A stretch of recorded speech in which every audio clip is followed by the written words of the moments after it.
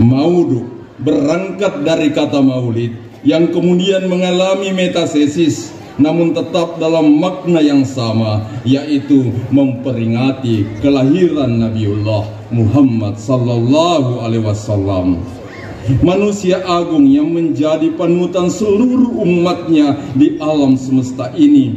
Sementara ada dalam bahasa Bugis atau ada dalam bahasa Makassar, dalam literatur Bugis Makassar diartikan sebagai sebuah pembiasaan masyarakat yang dilakukan secara turun-temurun dan diwariskan kepada setiap generasi di bawahnya.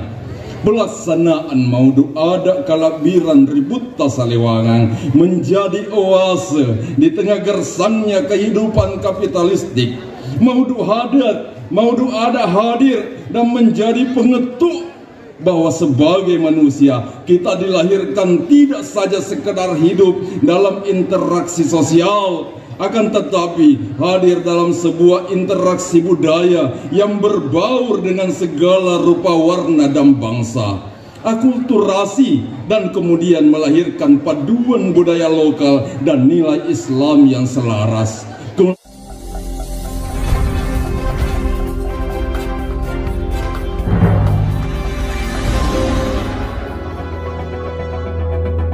Ada pembacaan prolog yang luar biasa dan ini sudah tidak asing lagi buat kita semua siapa yang akan membacanya. Betul sekali. Kita undang, ini kebanggaan Kabupaten Maros juga, kepada Kakanda Lori Hendrajaya. Kami persilahkan dengan hormat. Bismillahirrahmanirrahim. Assalamualaikum warahmatullahi wabarakatuh. Assalamualaikum. Karena cintalah kita hadir di tempat ini.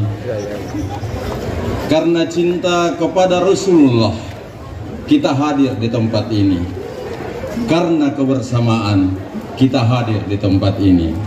Izinkan saya membaca sebuah prolog, sekilas pandang dari Balak Lompoa menapak jejak Islamisasi. Jejak keagungan kerajaan Marusuk tidak hanya menasbihkan raja dengan kemampuan memimpin yang adiluhung, arif, dan cendikia, namun juga menorehkan cerita penderita yang menjadi salah satu sumber pengembangan Islam di Sulawesi Selatan. Syekh Muhammad Zainuddin Karain Sakbi di era Karain Marusuk ke-16, Haji Abdul Hafid Karain Marondong. Andi Zainuddin Karain Sakbi mendapat dukungan penuh untuk mendirikan pusat pendidikan Islam, yakni pembangunan pesantren bernama Darul Falah. Dimulai sejak Karain Marusuk ke-9, Sultan Muhammad Adam Karain Ansang Kayai Binangayari Marusuk memimpin sebagai pimpinan pemerintahan di tanah Marusuk, memeluk Islam tak lama setelah Raja Goa memeluk Islam. Islamnya kerajaan Goa dan Tallo yang ditandai dengan bersyahadatnya Raja Tallo sekaligus mangku bumi kerajaan Goa, Imalingka Andai Manyonri, dan Raja Goa ke-14 Imangarangi Daiman Rabi atau Sultan Alauddin pada September 1605, yang pada akhirnya diikuti hampir seluruh kerajaan di Sulawesi Selatan, utamanya kerajaan-kerajaan yang mendapat pengaruh dari kerajaan Goa, termasuk kerajaan Marusuk di bawah pimpinan Karain Marusuk ke-9 Sultan Muhammad Adam Karain Ansang Kayai Binangaya di Marusuk. Kerajaan Goa kemudian menunjuk Kadi di kerajaan Marusuk, di mana Kadi merupakan petugas penghulu sara yang mengurusi segala sesuatu yang berkaitan dengan hal-hal keagamaan.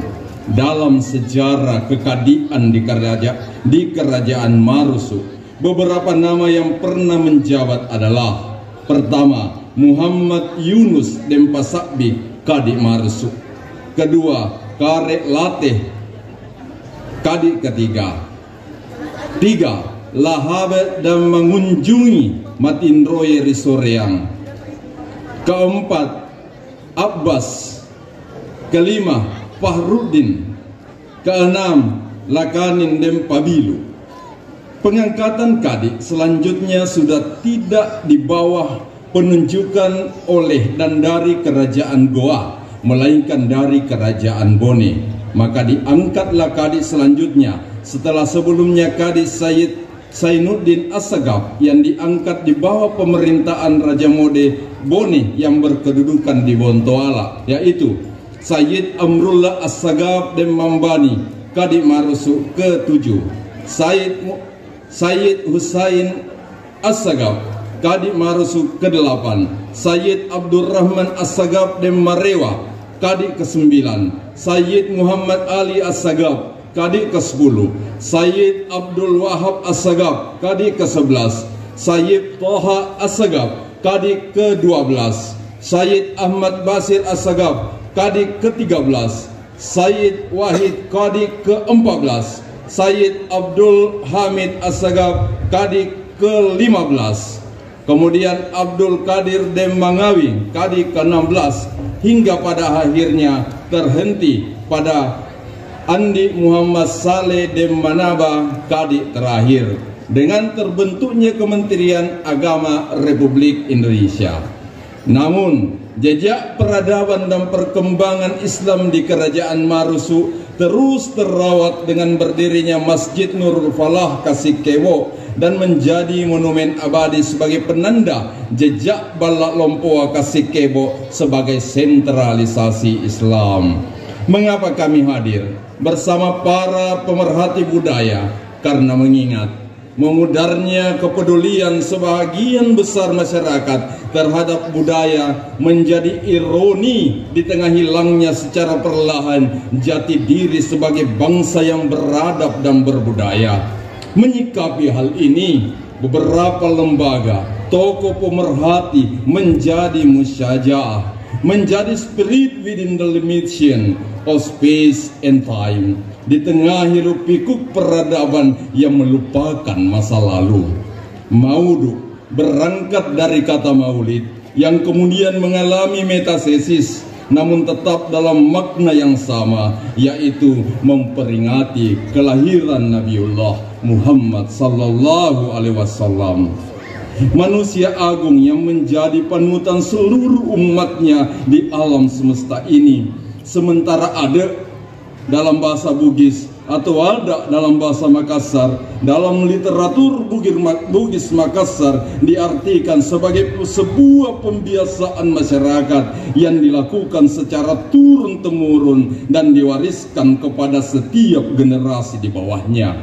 Pelaksanaan Maudhu Adat Kalabiran Ribut Tasalewangan menjadi oase di tengah gersangnya kehidupan kapitalistik. Maudhu Adat hadir dan menjadi pengetuk bahwa sebagai manusia kita dilahirkan tidak saja sekedar hidup dalam interaksi sosial, akan tetapi hadir dalam sebuah interaksi budaya yang berbaur dengan segala rupa, warna, dan bangsa.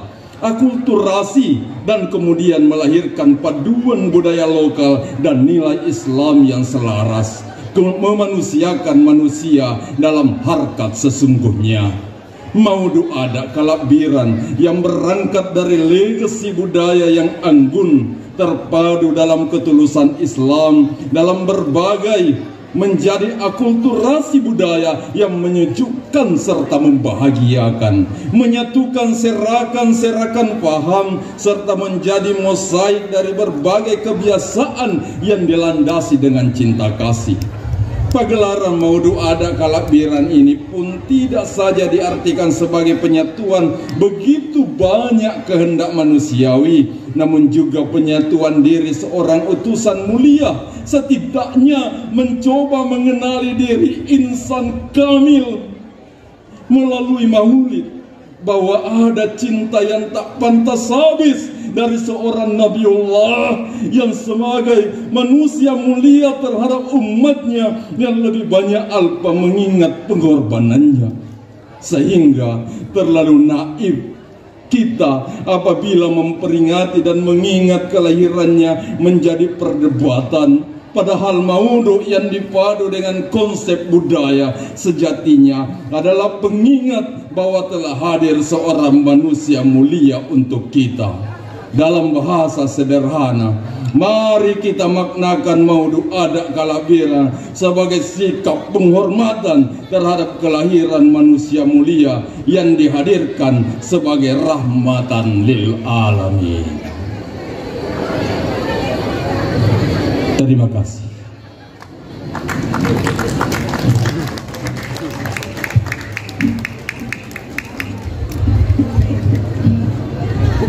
Iya, dan hadirin yang kami muliakan, telah kita dengarkan bersama prolog Kakak Mulia yang disampaikan langsung oleh Kakanda Lore Hendra Jaya, yang sangat luar biasa ya, intonasi dan artikulasinya Kak Lori ini sudah sangat luar biasa. Betul sekali, dan kita semua patut berbangga untuk telah hadir di Maudhu Adat Kalahiran, dan ini patut kita lestarikan dan juga kita sampaikan kepada pemerintah Kabupaten Maros bahwa ini merupakan aset Maros. Betul. Yang patut kita jaga, yang patut kita lestarikan, karena siapa lagi yang menjaga adat istiadat kalau bukan kita generasi muda, Kakak Mufli.